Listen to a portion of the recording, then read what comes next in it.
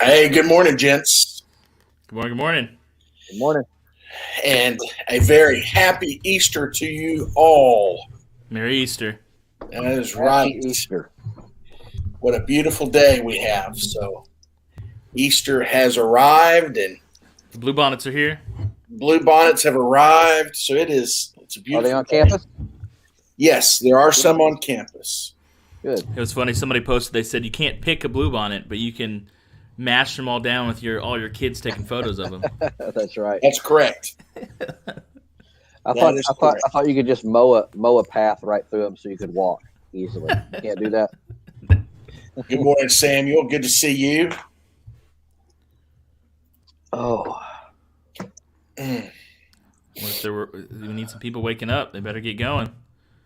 I told right. the kids when I woke them up. I said, "Hey, it's Easter." I was talking to Grant yesterday, and I said, "All right, you got to pick out clothes for Easter. You can't wear your whatever crazy T-shirt shorts combo he usually does." mhm. And so we were bargaining back and forth, and I got him into a button-up shirt, but it was short-sleeved and khakis, but he still got to wear his Nikes. So there's some compromise. That's not bad. Now, when y'all were younger, was it still a thing to get a special set of clothes just for Easter? Yep. Oh, yeah, for us, for sure. Yep, sure was. Yeah, when I was much, much younger, this would have been, 7, 8, 9, 10, right in there. I was the proud owner of not one, but two of the polyester leisure suits. One was mint green and the other was kind of a powder blue. And Oh my! you should have seen this silky shirt that I had with it. If I ever come across photos, there are a few. I was gonna say, about to please say, tell me there's a yes. picture. Oh, there are a few. I do know there are a few. And a matter of fact, they may have actually been taken on an Easter. But yes, they were. Now, at the time, I thought I was killing it. Yeah, well, you were at the time. But yeah, even as we were a little older, Easter was you're getting new clothes and you're going to wear them mandate. So, I've got it. My papa, my dad's dad, always used to tell the story of my uncle Dale, who's a little older than my dad, about how they were walking to church, and they didn't go to church very often, so they were kind of one of those, like you call them, Jimmy, the CEOs, the Christmas Easter onlys, and there's this girls are walking by and they're all wearing their new Easter dresses. I guess they all used to buy Easter dresses, just for that day. And there's a big puddle, and my grandpa, my papa, could look at my Uncle Dale, and he knew what he was thinking. And he said, "You better not do. If you do it, you're getting a whooping." And Uncle Dale kind of sat there, considered it, and he jumped in that puddle and he splashed mud all over those girls, and he got whooped for Oh it, my but it was worth it. goodness! well, hey, sometimes the juice is worth the squeeze. I mean, you just absolutely, absolutely. Good morning, my Georgia peach. Hey, that's a photo of some Easter twins right there on There his you profile. go. Yep, Oh, look there at it you. is. Can you tell which one is which from that tiny photo? I'm thinking it's Caleb on the to my right. Yes, good job. Way to Yeah, go. there you go. I'd have to put my glasses on to look at that. There's no way I could have done that. That's blonde pre-beard, Josh. So Yeah. And there's Yeah. my father. Next year you would have had a beard probably. yeah, I think it started shaving around 9 or so. Yeah. So Florida is on. My brother Jim is on. They're probably watching on the TV. So good morning, Jim. Hope you're Hey, doing well. good morning, my Florida family. Glad to have you. So, but yeah, So what do we have now? That's Georgia and Florida and Texas, or is John somewhere? Texas. No, he's in Caddo Mills. Okay. yeah, dad's a cattle. If I know my dad, he's tending the Easter ham uh, for for later on. I'm guessing he's the luau king. So I wonder why it's all. I mean, ham's usually pretty traditional on Easter. I guess I don't know yes. what else you'd eat. So Hey, So, ham, mashed potatoes, always a good combo there. the other day, my granddaughter prophesied that her grandfather was bringing more eggs for her to hunt today. Okay. And so word came to me, and Josh, you'll understand what this is soon enough. Guess what? There's more eggs coming. So She named it and claimed it. she named it and claimed it, baby. That's Hallelujah. it. I can tell you right now that there's going to be a few grandkids that are a little sugared up with all the candy we have around the house. So. Oh my! There you go. See, my father is on it. So we got an Okie from Muskogee on there. Cody, it's good to see you, brother. Happy Easter to you. Oh, it seems like just yesterday, Cody was out elbowing smaller kids off the Easter eggs. I remember it well as we laid them out in the pattern for the spray of the septic tanks. Added a little extra excitement. Would they actually kick on while the kids were out there? We didn't know. We had a great crowd on Wednesday. We had a lot of kids here. Mm-hmm. Yeah, that was really nice. The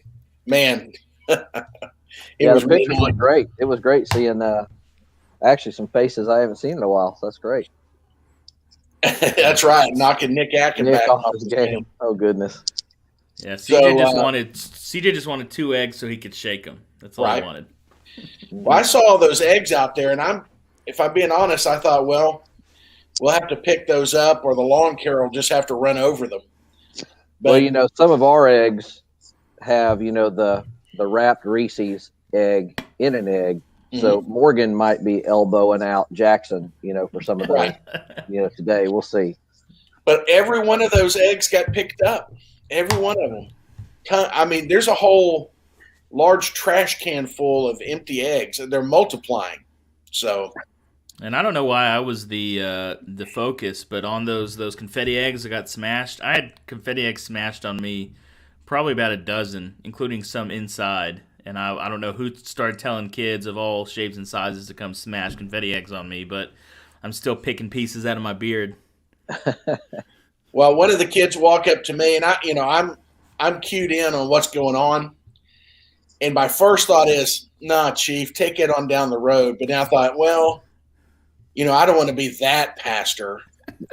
So I this young over and it was a little aggressive, but Yeah, when they hit you right in the back of the head, you're just hit me on the back of the head, and then gave me a little face tap on the way out. So kids today with confetti, man, we were using real eggs back in the day. Come on. Oh yeah, absolutely. So they weren't even hard boiled.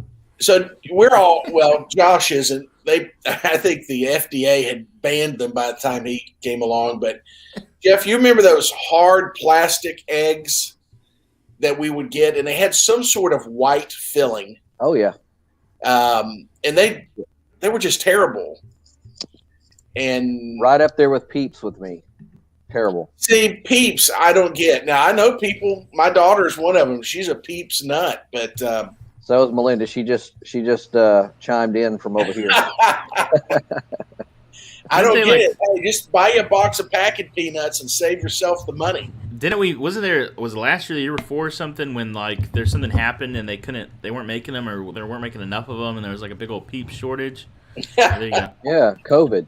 No, maybe. Is it? I think it might have autocorrected. Isn't it nougat filling? Yeah, I think they said it was nougat, but that's not the same nougat that I have experienced in other candies. That was the nougat of no flavor or something. I don't know. That's a government issue nougat. One of those, and they would put a whelp on you. You could really hurl those things. There are just so much more ways to get hurt back then. Hey, I've had some government issue stuff in the past. Government issue cheese. Yes. So how'd that come? Did it come in a big wheel or what? Big like a box. Yeah, like a. You'd have to be eating to get that cheese done. I mean, they didn't give you just a little. So yeah. What was the chicken in every pot? Was that Reagan? Or right. Carter? Yeah. A block of cheese in every home. Yeah, block of cheese and. Oh, hey, did you get that, Jimmy? He's got some. That's a pun right there. Real eggs have pre-nugget filling. You get it? Ah. I see what you did there, Cody. That's pretty good. He I bet you Cody has been up. He must have gotten up or had insomnia or something. He's probably been drinking coffee since 4 a.m. I just want to know what a vegan Easter looked like. I mean, He just eats the grass that comes with the. That's it. Hey kid, can I have the grass out of that basket? Oh man. So yeah. And I want to mention it in the service today, but one of the greatest disappointments of Easter is either because when you see a plastic Easter egg, that is a visual contract. Mm-hmm. When you see one of those, that is a visual contract. It is an Easter symbol, and that is to have something in it. But it is a disappointing thing when you crack open that visual contract and there's nothing in it. It's just empty.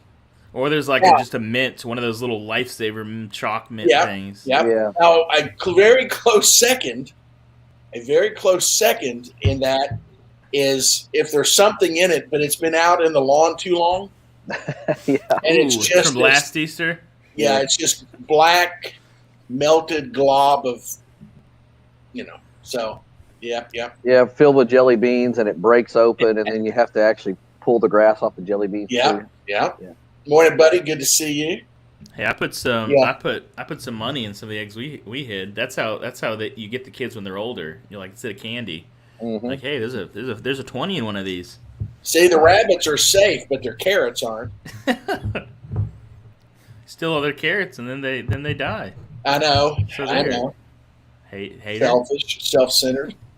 The rabbits we had loved lettuce more than they loved carrots. Isn't it funny how these things, like where did rabbits love carrots? You got Bugs Bunny, What's Up Doc, all that stuff.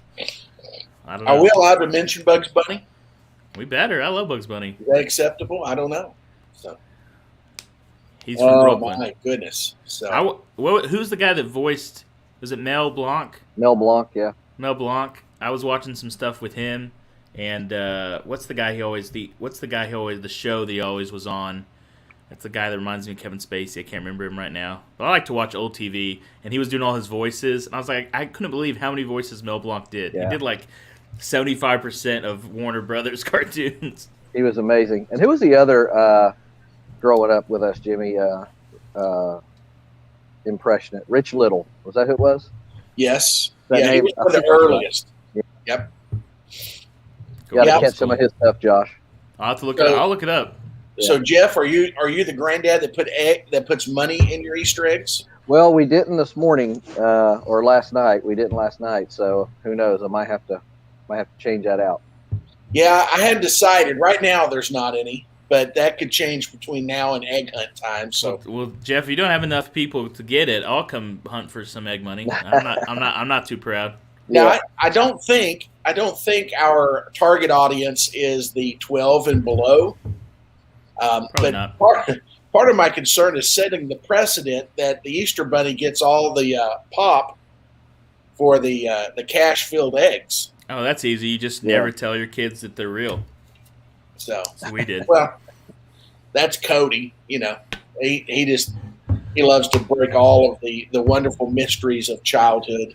Yeah. See, I think though, especially at the age my grandkids are, they don't really care about money, but they know what that candy is. Oh yeah. Right. Oh yeah. So I think No, there's a bigger there's an bang for the age. buck with that. Yeah, Candy trumps money until I guess probably somewhere in the early teenage like years. 50s, early 50s. Early I'm still- 50s. Yeah, No, but it goes back.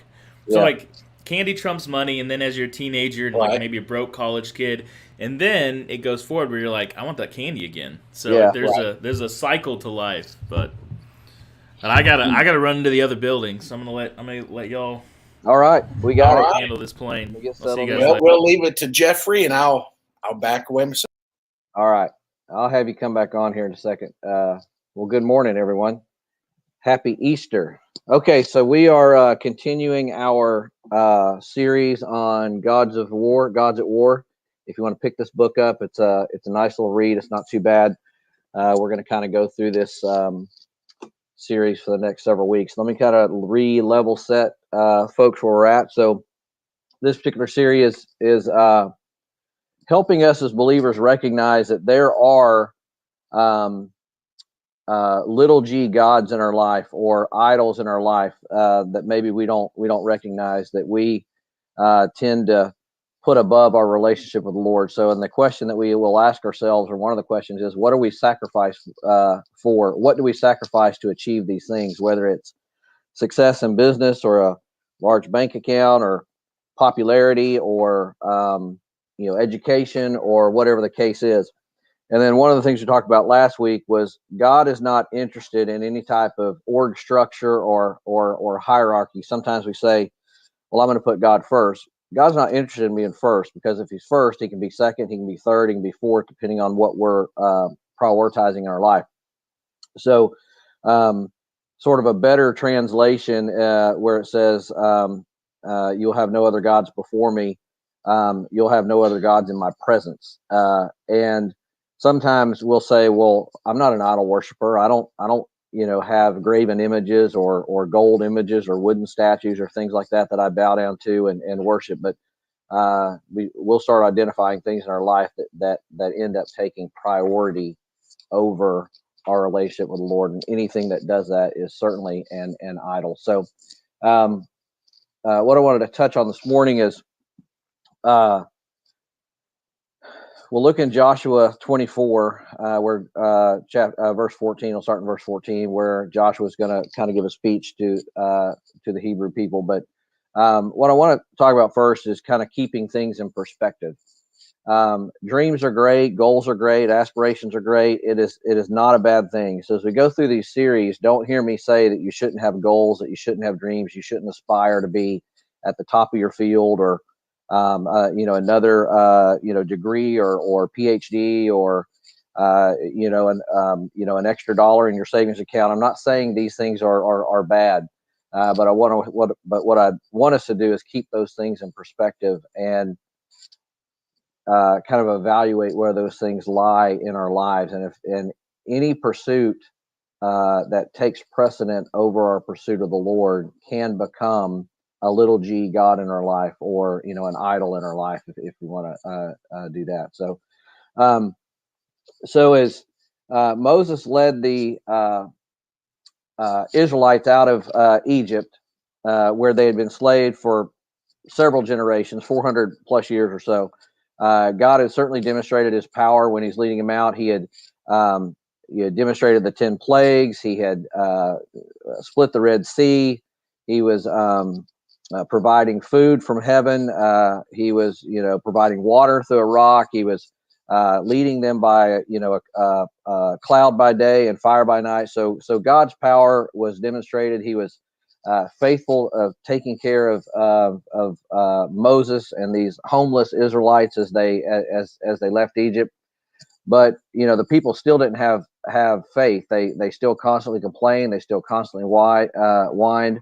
And it should have been about a 30-day journey for them to get to the promised land, but they had to wander in the wilderness for 40 years because of their constant complaining and whining and disobedience and things like that.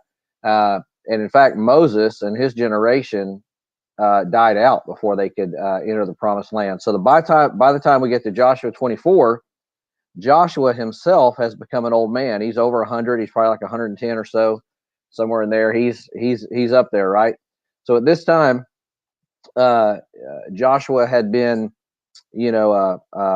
general. He commanded armies. He had won victories in battle. He's fought hostile tribes. He's seen the walls of Jericho fall. He has the scars of wisdom. He has the scars of faith. He has the scars of experience.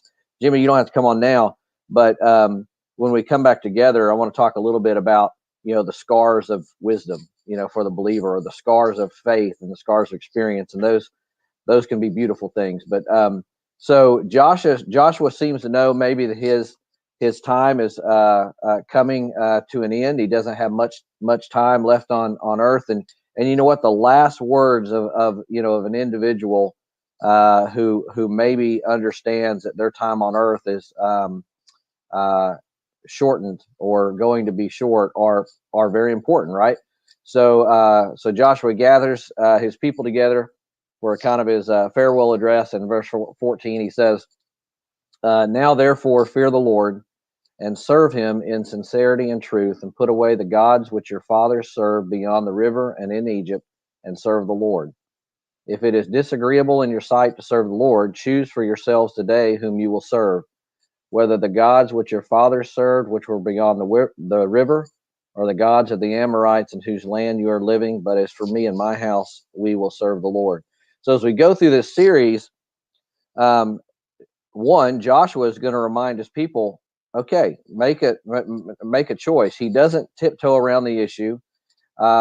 He tells the people that it's time for them to make a choice. And as we go through this series, just as transparent and as forthright and honest as I can be, as church, make a choice. It's time to either. Well, I can't use that saying because that's not appropriate.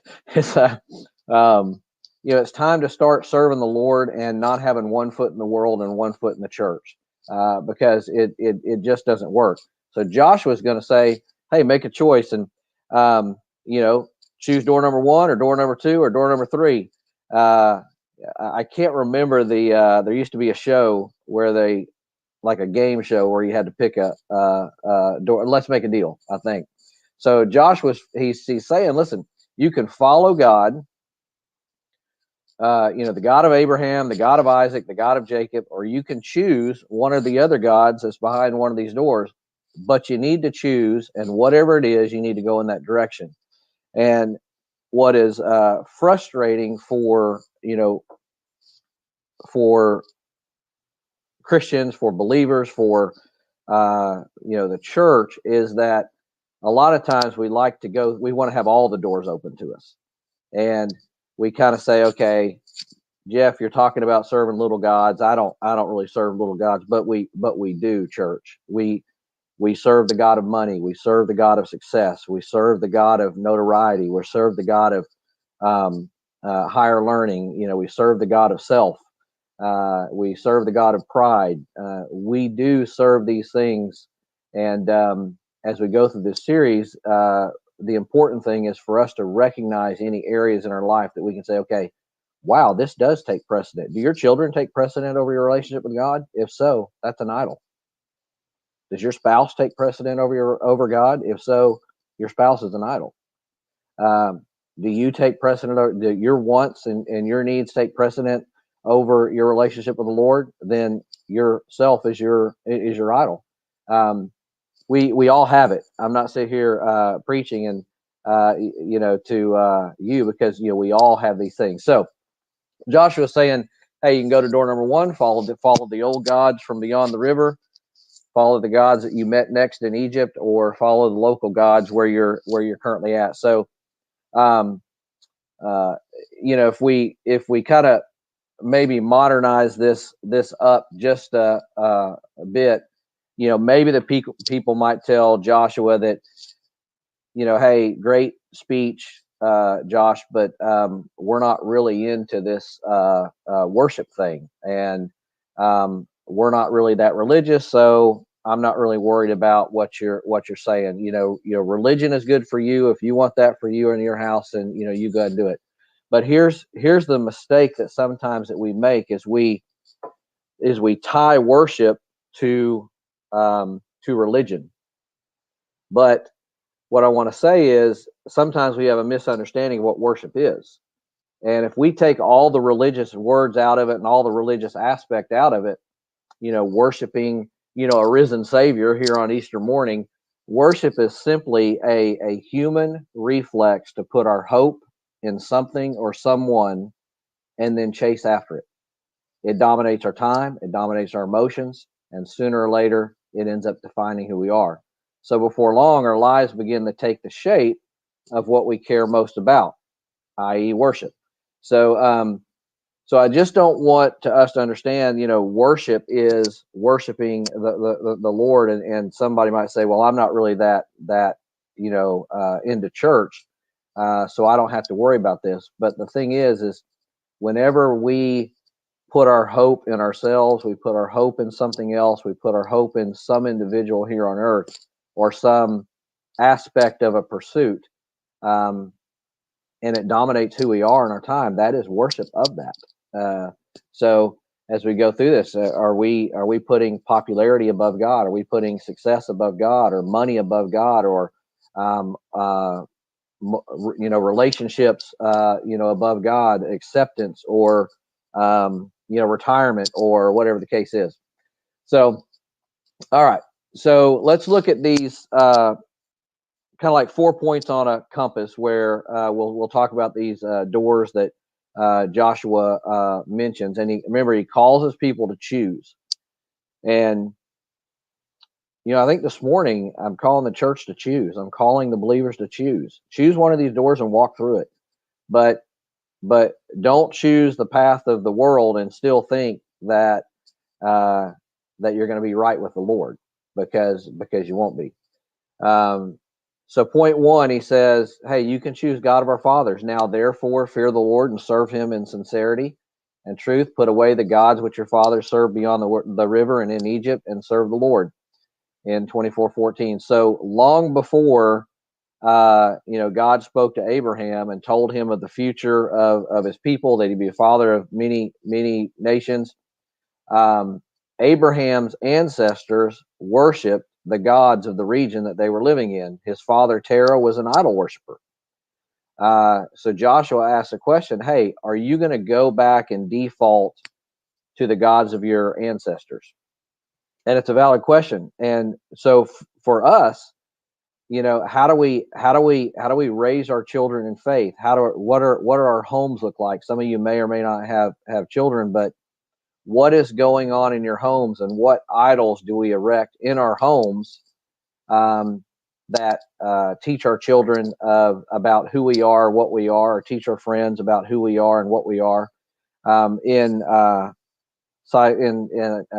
psychology, there's it's called law of exposure, and the basic premise is that our lives are determined by our thoughts, and our thoughts are determined by what we are exposed to.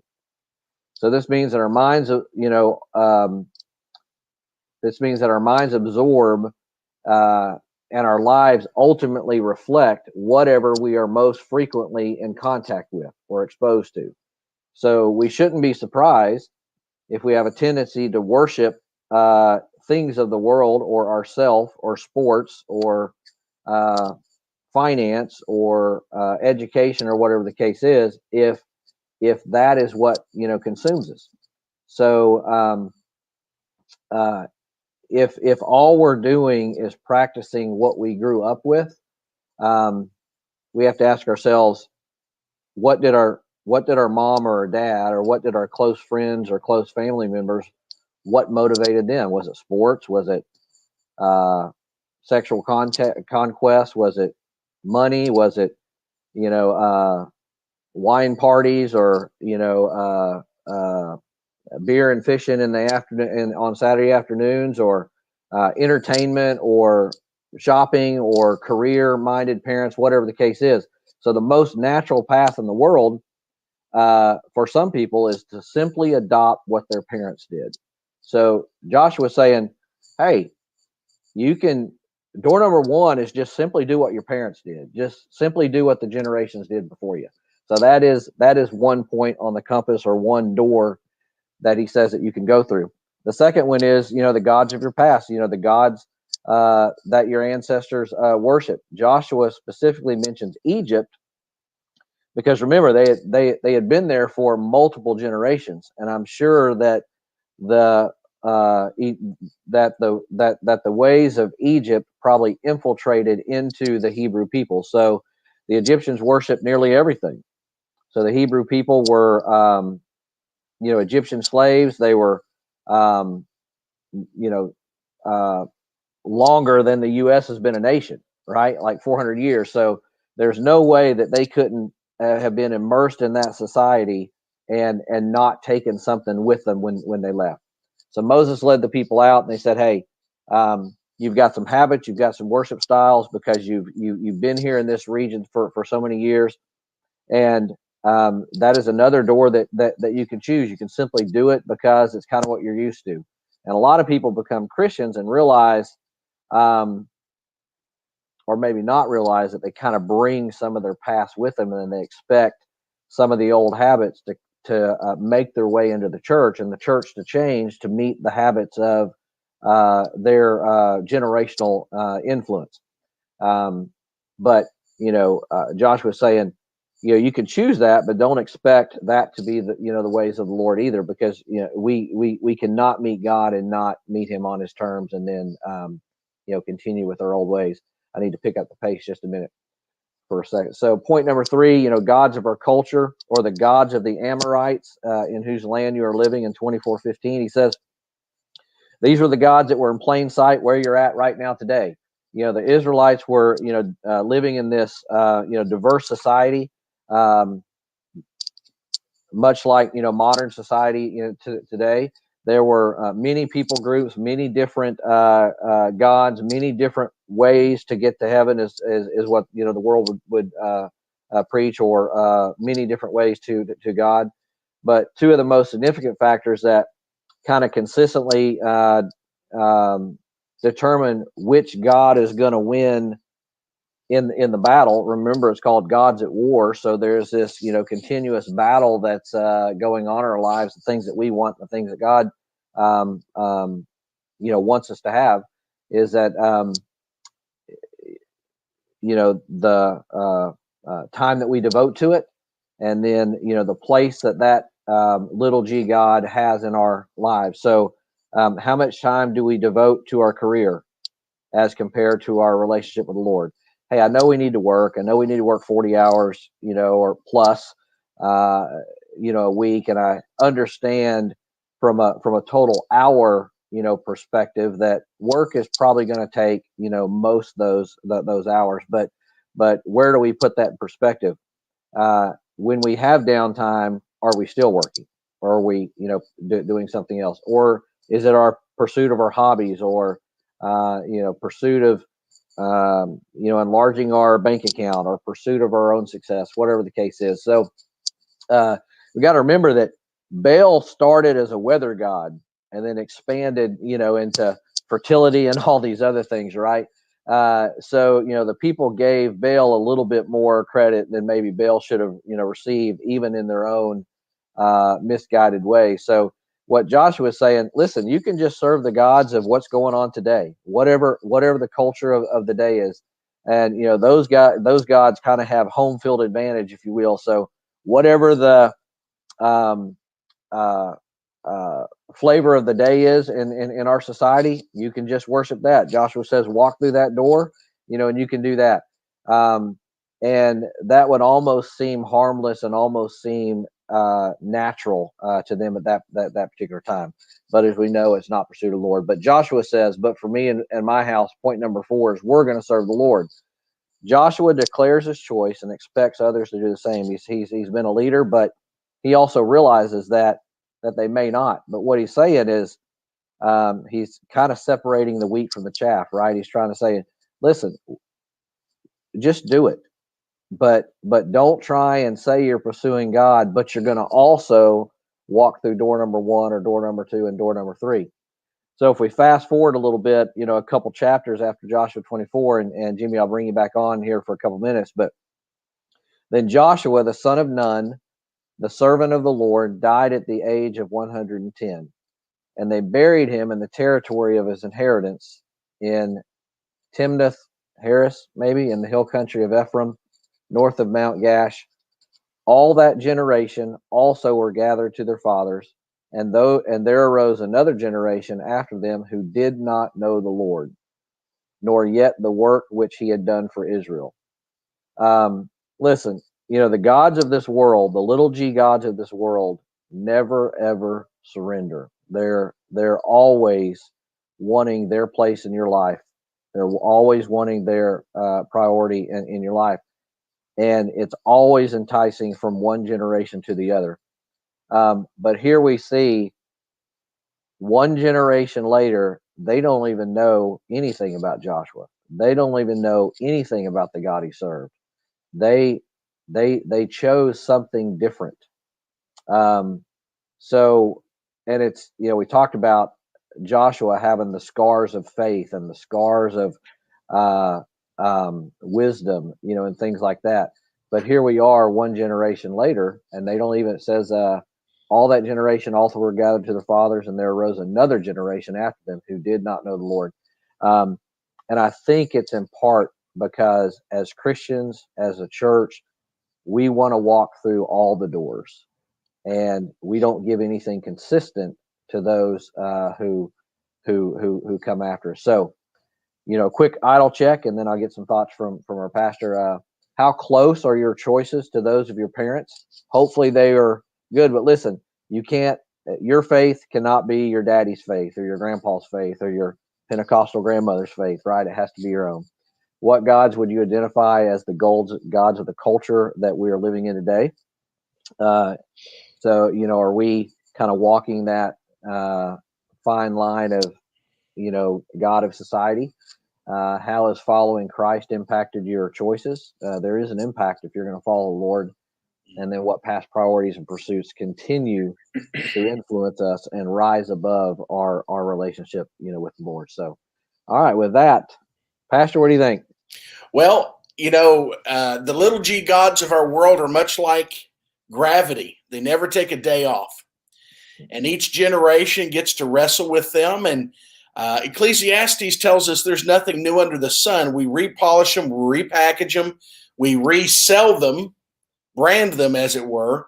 But it's the same thing yesterday, today, and for as long as the Lord tarries. So each generation has to choose. And I say with all humility and thankfulness that I walk in the faith of my grandmother and my father and my mother, and I have strove to impart my faith to my children.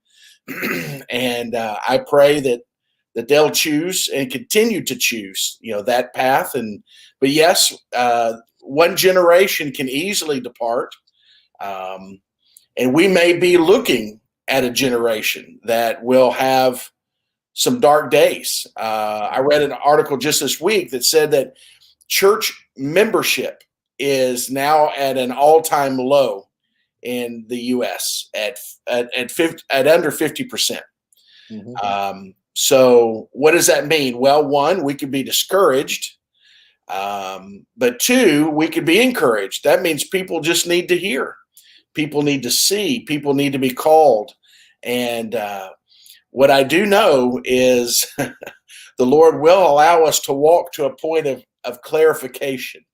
Mm-hmm. And that's sometimes where the scars come from, Jeff. And it's interesting, we translate scars, determinate of the outcome of those events. I have scars on my body from different things. I have a scar right here on top of my hand, and I got that one when I was on my certification scuba dive down in Glen Rose, when I got tied up in a barbed wire fence and had to take off all of my gear to get out of the fence. And I still have that scar, and I interpret that scar pretty good because I'm still here. I have this scar under my chin that I tend to forget is there. And it reminds me every day that over decades ago, there was a car accident. Only 50% of the people involved walked away, and I'm one of them. And I interpret it based on what the Lord has done. It was a terrible encounter, but the story written by God around it and through it is glorious. The scripture says that the Lord works all things for good. And some of the worst lying preachers there ever was that says all things are good. Well, that's just not true. But God can use all things for good. And he has done that in my life 1,000-fold. But it goes back to what you were saying is he must have a willing participant. He must have a persistent participant. He must have a humbled participant, but he can, and he will, and he does every day. Amen. Well, and when you mentioned that church attendance is an all-time low, there's probably a lot of factors, but maybe one of the factors is the church isn't any different than what anyone get anywhere else, and we need to make sure that that's not the case, right? Right. Church, let's choose a door, and hopefully the door that we choose as individuals is the one that will serve the Lord, and not serve the Lord on Sunday and serve door number 1 on Monday and door number 2 on Tuesday. That type of thing, right? Right. That's make right. a choice to move on, make a choice to move forward, and stand for something. Right. So, well, the church experience needs to be distinctive. Part of it too is we as a culture have reached maybe the pinnacle of comfort culture. When we've been told for the last year, you can do anything you want, just stay at home and do it. That is a challenge, and it's a challenge for the best of us, because it's nice, it's comfortable, it's convenient, all those things. But I will say this, that if we are physically able, we should choose to be in the company of other believers. That is where you get the optimum impact of what church life is. And I'm not diminishing. You and I have both talked that the value of digital connectivity is greater than it's ever been. And even this morning, I was taking a note. We're reaching into 4 or 5 states just sitting here. And I thank God for that. But when possible, we should avail ourselves, because there's so much about being in the company of believers when we worship and celebrate and study. It's a powerful thing, and it's important for our kids. It's important for our grandkids. I can't say thank you enough to all the men and women who put fingerprints on my children, all those years. And, and that's what we hope to do and hope to get back to doing, is putting godly fingerprints on kiddos. And that was one of the things Wednesday night was exciting, is just to see the children, because they are the future. Whitney Houston sang it right. She did good. They are the future, and we have to be intentional. And I can say, my father's here, he'll testify. When I was a younger, church wasn't always a high priority or want for me. But the policy in my parents' house was, if you weren't burning up or throwing up, you were getting up. That's right. I've heard that a couple of times. Or I've said that a couple of times, probably. I would not take anything for my spiritual heritage that I was just too naive and young to appreciate at the time. And so I encourage all of you, parents, grandparents, young parents, I don't know how to say it other than this: pay the price, because it will return with great dividends. It will. All right. Well, Easter Sunday, I wanted to try and leave a couple minutes early, because I know we'll have a lot going on. But hopefully your sermon came in before Friday afternoon. And fortunately, my sermon download just finished. Oh well. And we've upgraded to the premium package, so it comes in formatted, but comes with slides. Yeah, we've got already prepackaged. It's good. So I hope no one thinks that really happens. But so Jeff, today, Easter and Christmas are kind of like 2 Super Bowls for a pastor, because we do know that there is a heightened awareness, a heightened sensitivity, and the potential, of an audience that you don't get to speak to on a regular basis. And so the goal is to speak into their lives as much as you can, as clearly as you can, because you want to take that opportunity. And so part of the challenge, at least for me, is I want to bring something different, because Jeff, you've been in church a long time. I have. And you've heard a lot of Easter messages.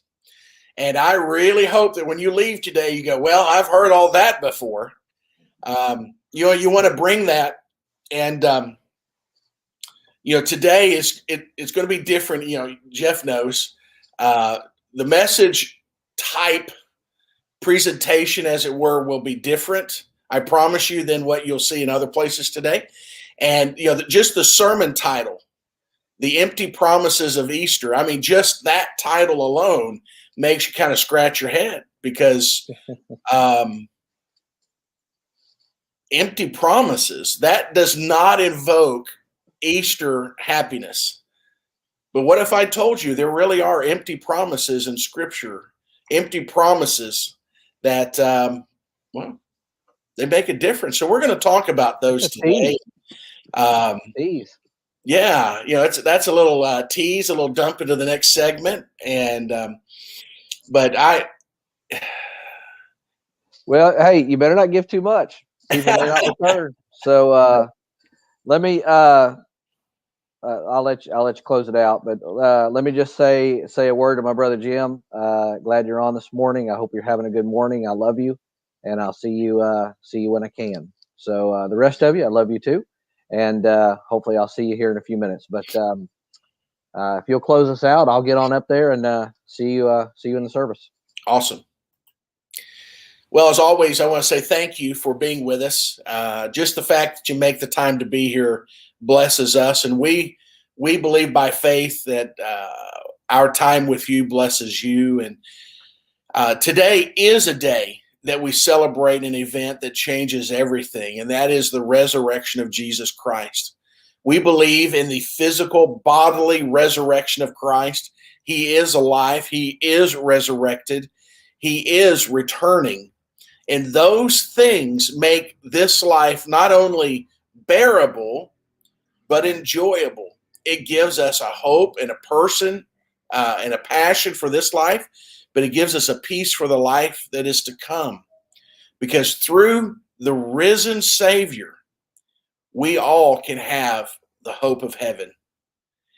And we're going to talk about that today. We're going to look at the empty promises of Easter and how those empty promises really do change things. And if you're with us today, either digitally or in person, I hope that you'll come with an air of expectation and excitement. If you're born again, then be rejoiceful.